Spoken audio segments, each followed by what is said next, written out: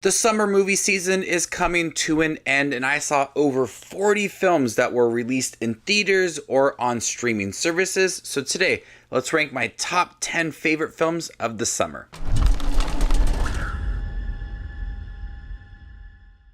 Leave your list down below. How would you rank your favorite films that were released in summer 2025? Many people have different ideas on what the summer movie season is. How I view it is the first big movie in May or the end of April, all the way till the end of August. In this case, it was The Toxic Avenger. I've missed plenty of movies. I plan on catching up on those during the award season, but I do have some honorable mentions going into this list. Honorable mentions include Freakier Friday, How to Train Your Dragon, Ballerina, and K-Pop Demon Hunters. Coming in at number 10, Final Destination Bloodlines. I really like this film. It was a lot of fun. I'm not the biggest fan of the Final Destination franchise, and this one was a really entertaining movie. I really like the structure of this film, going to the past and having that ripple effect of trying to save so many lives, and death is coming after them constantly throughout this film. There are some pretty gory moments in here, and it's just non-stop violence throughout the film. Took what I like about the Final Destination films and really amped it up with that violence. The characters are also quite likable within this film. Many of them I wanted to see survive, but I like the opening in this film. Very memorable when you look at all the Final Destination films. It's filled with a lot of blood and gnarly kills throughout. I can't wait for another Final Destination movie. Coming in at number 9, The Phoenician Scheme. I'm a big Wes Anderson fan, and some of his most recent films haven't really done it for me, but The Phoenician Scheme was a big surprise. I really enjoyed this film. The performances from Benicio del Toro and Michael Cera all are really energetic. The movie has a really quick pace to it and enough transitions from multiple different characters to make the film move very quickly. But I like looking at the relationship between father and daughter and how it developed throughout the film. It's pretty funny. It's got your typical Wes Anderson vibe to it. Everything looks very clean and it's all put together very nicely. It's a pretty decent Wes Anderson film. Coming in at number 8, Weapons. I was really looking forward to Weapons. I loved Barbarian, and I was excited to see what Zach Cregger would do once again with Weapons. And this is a really suspenseful film. The overall story surrounding all these kids that got out of bed in the middle of the night and just ran away, it's something very terrifying. But on top of that, Zach Cregger is able to give us a really suspenseful direction within this film. I see that it does borrow a lot from Prisoners. I get that overall vibe to it. The performances from Julia Gardner and Josh Brolin really hold this film together. There's a lot of jump scares in here, a plot that I just didn't see coming towards the end, and it's also got some bloody sequences. I feel like some of the humor was a little more intentional this time around compared to Barbarian, but I thought this was a really thrilling movie that was quite emotional as well. Took it in a really bizarre direction, and I totally welcomed that, and I thought it was a lot of fun. I can't wait to see Resident Evil from Zach Cregger. I'm not a big Resident Evil fan, but I am so excited to check out his movie. Coming number 7, Thunderbolts. This was quite an emotional MCU film, a very grounded approach to look at anxiety and depression within this movie. Look at where these characters are at a certain point in their lives and how the media has portrayed them and how they view themselves. There's a lot of deeper themes within this film that you just don't get from an MCU film. Paired that with a lot of likable characters and humor that just lands, and action that's very intense. This was a very memorable MCU film, not only for this year, but as the MCU in general. I really like the Red Guardian. He's one of my all-time favorite MCU characters now. He's very likable, really hypes up the team. Overall, a fun character, but these characters have gone through a lot, and we see that within this film and how they are handling it. Then on top of that, there's a lot at stake, and they have to work together to save the day. And I can't wait to see what they do with these characters in the next Avengers film, because these are characters that deserve to be in the spotlight, deserve to be treated fairly and be taken care of. Even if they've done some poor things in their past, these are characters that you just root for and you feel sort of connection with them. I really liked Thunderbolts. Coming in number 6, Superman, the latest film from James Gunn. This felt like a comic book movie. The energy is there, the color pops, it's got over the top sequences, what you would expect for a comic book movie. And I really like David Cornsweet as Clark Kent Superman. He had that nice balance of him being Clark Kent and then Superman, what he stands for, what he believes in. He feels like he should belong with humans on Earth, and it takes a personal story for him when he learns more about his mother and father. But all the supporting cast is really great in here. Nicholas Hoult is a standout as Lex Luthor, probably one of the best performances for Lex Luthor in a Superman film. It's got fun action, very energetic moments, and once again, James Gunn is able to take a soundtrack and really implement it into the movie and give it that energy. I thought Superman was funny. I thought it was emotional and sweet at times.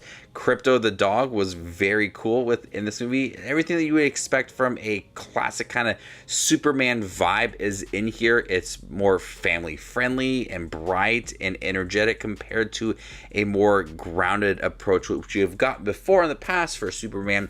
This one really stands out in terms of its style and its direction from James Gunn, what he's able to accomplish with it. Coming in at number 5, Mission Impossible Final Reckoning. This movie, I'm surprised that like more people aren't talking about, and it's one that I've kind of forgotten a little bit about over the summer. It was, it was earlier in the summer, but Mission Impossible Final Reckoning had some gnarly moments within this movie, moments that really stand out in the Mission Impossible franchise. The submarine sequence was so thrilling that it's going to be one of the moments that you're going to remember for this decade when you look at action scenes. Tom Cruise once again is great as Ethan Hunt. There is some moments that kind of feel a little bit clunky in the beginning, as it feels like it's replaying moments from the franchise, the previous movies. It's trying to get people caught up to speed as it possibly is that last movie, and it's playing like almost like the greatest hits of the Mission Impossible franchise, which takes up a good majority at the beginning of the film. But once you get past all that, get deep into the plot and the action, that's where it really takes off and becomes a really intense Mission Impossible film. The end sequence with the plane, it's really thrilling. There's some really cool set pieces within this movie and some callbacks to the original film, which I thought was implemented well within the film. All of the action still like you're on the edge of your seat. It's really cool to watch. I do think the beginning, like I said, just feels a little bit clunky, but for the most part, this is a really good Mission Impossible film and one I would like to revisit by the end of the year. Coming in at number 4, The Life of Chuck. This film just gave me so many emotions. Like, I hated watching it. I loved watching it. All the moments in the beginning, as it's in separate acts, 3 different acts at the beginning, which you would tell Ejiofor, I hated watching that. There was like the end of the world, death everywhere. It like really got to me. And then the end of the film and the middle act as well with Chuck dancing. I thought like those moments, like you're embracing life and having a good time and just enjoying the simple things, works so well. So that contrast of the darker moments when you look at like the end of life and death and all of that, and then embracing all of the highlights of life, I thought had that nice balance in it. And Tom Hiddleston gives a really good performance. I loved him in the second act. Mark Hamill also is a standout in the film in the third act of the movie, and all plays backwards throughout the movie. A nice style from Mike Flanagan, who's typically known for horror movies, and so this was a really good chance for him to understand the emotions, the human side of it all, really capturing these dramatic performances throughout the film. So I had a like roller coaster of emotions when watching The Life of Chuck. It's not a film I think I want to watch again purely because of those emotions, but for a one-time watch, it was really good. Coming in at number 3, Fantastic Four: First Steps. I love the approach to this film, not connected to any other MCU film, just its own world, and at that time, they were the only superheroes within that world. It's got a vibe that is so separate from other MCU films. Pedro Pascal and Vanessa Kirby, I love them in here as Sue Storm and Reed Richards. Galactus is absolutely menacing within this film, really overpowering the world. The sheer size and scope of him is really insane. But the vibe of the Fantastic Four is great within this movie, and I would love to see in like the reboot of the MCU be taking place in this Earth for the Fantastic Four. Likable characters finally understanding how to capture this first family in the MCU. There is some urgent moments that really test the family, especially Vanessa Kirby's Sue Storm and her protecting her son and what it means to be a mother and a father and a family within this film.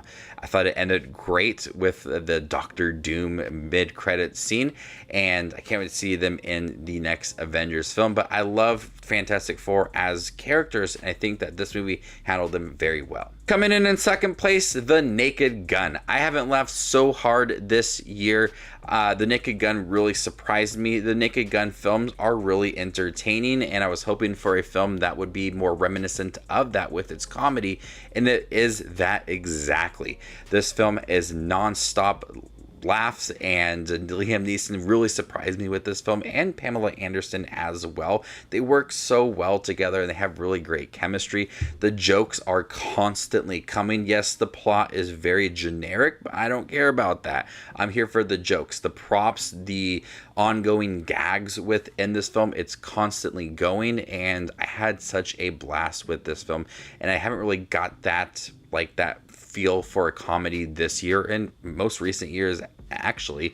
So The Naked Gun really surprised me with its laughs. I mean, I was hoping that it would be much like that original Naked Gun film, and it really did surprise me. I was really hesitant at first with Liam Neeson in this role, but it does work, and it is a huge payoff and a highlight of my summer. But coming in first place, F1. This is the most thrilling film I have seen this year, and honestly, it is my favorite film of the year, Sinners being number 2, but F1 is just a gripping sports film with a really good performance from Brad Pitt. This is a movie that, like, I have no knowledge of Formula One racing going into it. I just wanted to see a good sports film, and it brings that like underdog story out fairly well, and it is a movie where you just root for that character. It's a film that just fully embraces that classic sports storyline and characters that you root for, thrilling sequences, the highlights. There's low moments for these characters as well. They're tested constantly throughout the film, and then they rise to the challenge and they win it all.